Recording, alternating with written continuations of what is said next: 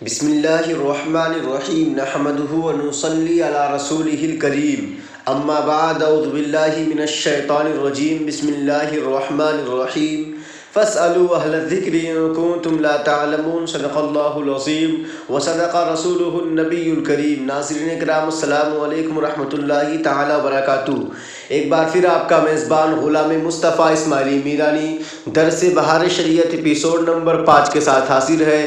ناظرین، آج ہم پڑھنے والے ہیں عقیدہ نمبر 12 سے، لیکن اس سے پہلے چھوٹی سی گزارش یہ ہے کہ ناظرین، چونکہ موبائل کا استعمال عام ہے تو ہمیں چاہیے کہ ہم موبائل کو مسائل سیکھنے سکھانے، اسلام سیکھنے اور سکھانے کے لیے کریں، اور یہ موبائل کا صحیح استعمال ہوگا۔ اس لیے ناظرین کرام، آپ ویڈیو کو شیئر کر کے اپنے فرینڈز کو بھی مسائل سیکھنے کا موقع فراہم کریں۔ تو چلیے سبق شروع کرتے ہیں۔ عقیدہ نمبر 12، وہ ہر ممکن پر قادر ہے، کوئی ممکن اس کی قدرت سے باہر نہیں۔ وضاحت: اللہ تبارک و تعالی تمام ممکنات پر قدرت رکھنے والا ہے، ایسا کوئی ممکن نہیں ہے جو تحت قدرت نہ ہو۔ تفسیر کبیر پارہ 15 سورہ کہف آیت نمبر 25 کے تحت لکھا ہے: انہ تعالی قادر علی کل الممکنات۔ تفسیر کبیر جلد نمبر 7 صفحہ نمبر 454، یعنی بے شک اللہ تبارک و تعالی تمام ممکنات پر قادر ہے۔ اور المسائرہ صفحہ نمبر 391 پر ہے: وَقُدْرَتُهُ عَلَى كُلِّ الْمُمْكِنَاتِ، یعنی اور اللہ تعالیٰ کی قدرت تمام ممکنات پر ثابت ہے۔ اس عقیدے کی مزید تفصیل سے قبل ہم چاہتے ہیں ممکن اور محال کی تعریف سمجھ لیتے ہیں۔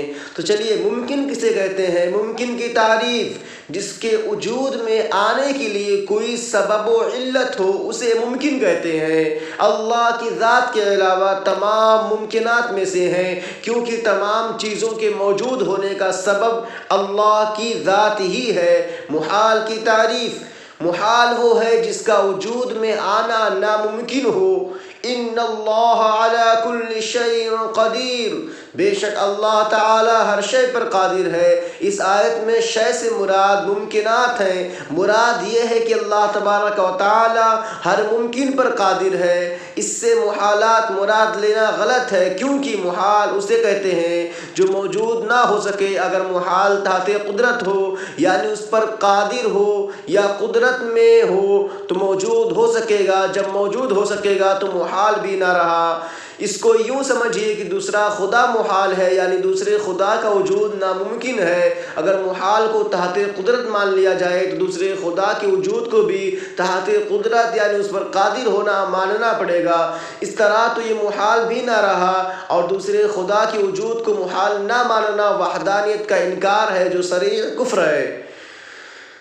اگر کوئی اعتراض کرے اگر اللہ تعالیٰ کو محال پر قادر نہ مانا جائے تو ذات باری تعالیٰ کے لیے نقص ثابت ہوگا، اور اللہ تعالیٰ تمام عیوب و نقائص سے پاک ہے۔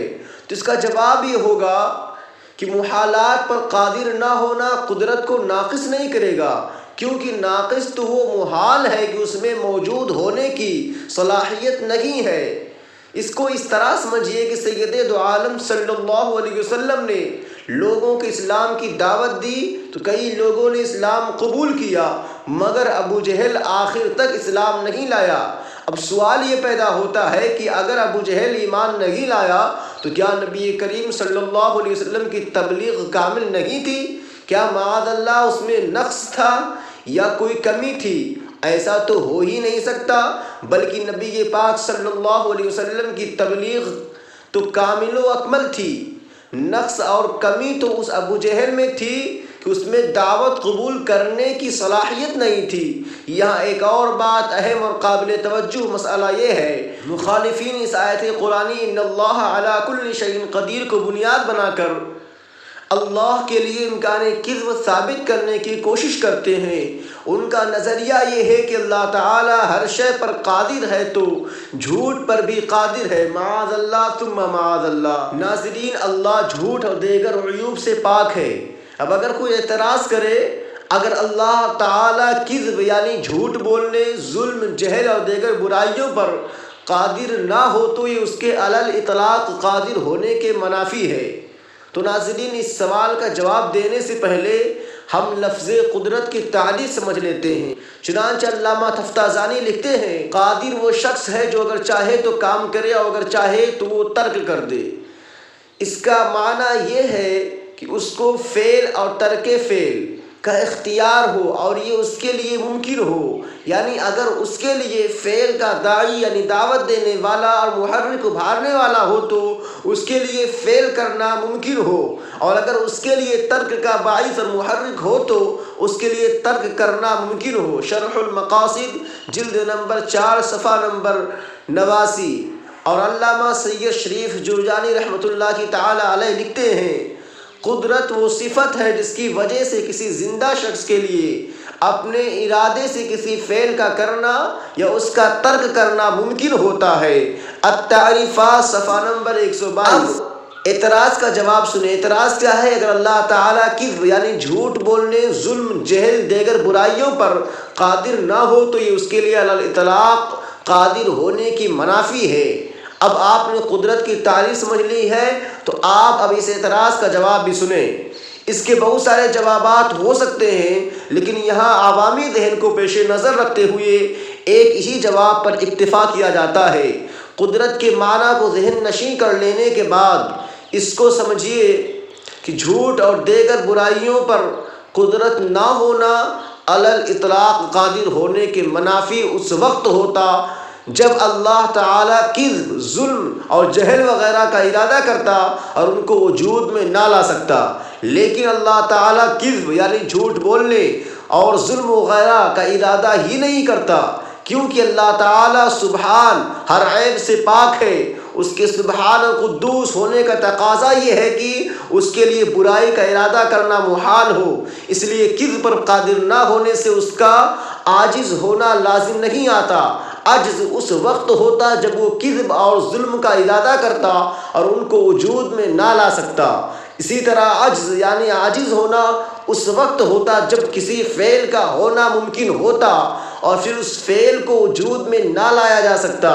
سو جس طرح دوسرے خدا کو پیدا کرنا ممکن نہیں ہے، اللہ تعالیٰ کے ولد یعنی بیٹے کا ہونا ممکن نہیں ہے، اس کی جوزہ یعنی بیوی کا ہونا ممکن نہیں ہے، اس کا پیدا ہونا یا مرنا ممکن نہیں ہے، اسی طرح اللہ تعالیٰ کا جھوٹ بولنا اور ظلم کرنا ممکن نہیں ہے، اور چونکہ یہ تمام امور ممکن نہیں ہے اس لیے ان پر اللہ تعالیٰ کے قادر نہ ہونے سے اس کا عجز لازم نہیں آتا۔ کذب جھوٹ ممکن نہیں ہے۔ رہا یہ کہ اللہ تعالیٰ کا کذب کیوں ممکن نہیں ہے، اس کی دلیل یہ ہے کہ اللہ تعالیٰ کی ہر صفت قدیم ہے، کیونکہ اگر اللہ تعالیٰ کی کوئی صفت حادث ہو تو وہ محل حوادث ہوگا، اور محل حوادث خود حادث ہوتا ہے، اور جب کذب قدیم ہوگا تو پھر اللہ تعالیٰ صدق سے متصف نہیں ہو سکتا، کیونکہ صدق تو کذب کی نقیض ہے۔ لہذا اگر صفت کذب کے ہوتے ہوئے اللہ تعالیٰ صفت صدق سے بھی متصف ہو تو اجتماع نقیضین لازم آئے گا، اور یہ محال ہے۔ اللہ تعالیٰ صدق سے متصف ہے کیونکہ قرآن مجید فرقان حمید میں رب العالمین جل جلالہ نے ارشاد فرمایا وَمَنْ أَصْدَقُ مِنَ اللَّهِ حَدِيثًا، سورہ نساء آیت نمبر 87۔ اور اللہ تعالیٰ سے زیادہ کون صادق ہے؟ شرح المقاصد کے مبحث کلام میں ہے جھوٹ باجماع علماء محال ہے، کیوں با اتفاق عقلاء عیب ہے، اور عیب اللہ تعالیٰ پر محال ہے۔ شرح المقاصد جلد نمبر 2 صفحہ نمبر 104۔ اور شرح المقاصد حسن و قبیح کے بیان میں ہے ہم بحث کلام میں ثابت کر آئے ہیں کہ اللہ عز و جل پر کذب یعنی جھوٹ محال ہے۔ شرح المقاصد جلد نمبر 2 صفحہ نمبر 15۔ اور شرح المقاصد کے تکلیف بالمحال میں ہے اللہ تعالیٰ کا جہل یا کذب دونوں محال ہیں، برتری ہے اسے ان سے یعنی جھوٹ اور جہل سے۔ شرح المقاصد جلد نمبر 2 صفحہ نمبر 238۔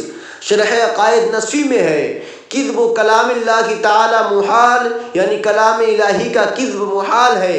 خلاصہ کلام یہ ہے کہ اللہ تعالی صادق ہے اور اس کا صدق قدیم ہے۔ کذب صدق کے زوال کا نام ہے اور اس کا صدق زائل نہیں ہو سکتا، کیونکہ وہ قدیم ہے، اس لیے اللہ تعالی کاذب نہیں ہو سکتا، صدق جا نہیں سکتا اور کذب آ نہیں سکتا۔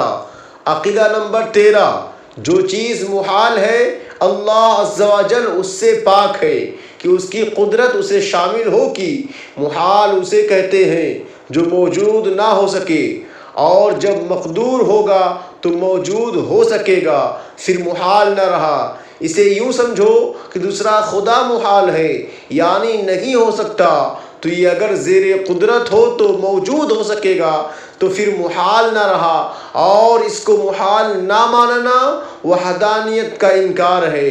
یوں ہی فنائے باری محال ہے، اگر تحت قدرت ہو تو ممکن ہوگی، اور جس کی فنا ممکن ہو وہ خدا نہیں، تو ثابت ہوا کہ محال پر قدرت ماننا اللہ عز و جل کی الوہیت سے ہی انکار کرنا ہے۔ وضاحت: محال تحت قدرت نہیں ہے، کیونکہ جس کا وجود میں آنا ناممکن ہو اسے محال کہتے ہیں۔ اگر محال وجود میں آ سکتا ہوگا تو پھر محال ہی نہ رہا۔ اسے اس طرح سمجھیے کہ دوسرا خدا محال ہے، یعنی ہو ہی نہیں سکتا۔ اب اگر یہ تحت قدرت ہوگا تو دوسرا خدا موجود ہو سکے گا، اور یہ دوسرے خدا کا وجود ماننا صریح کفر ہے۔ معلوم یہ ہوا کہ اللہ کو محال پر قادر ماننا گویا وحدانیت کا انکار ہے۔ یوں ہی ذات باری تعالیٰ کا فنا ہونا محال ہے۔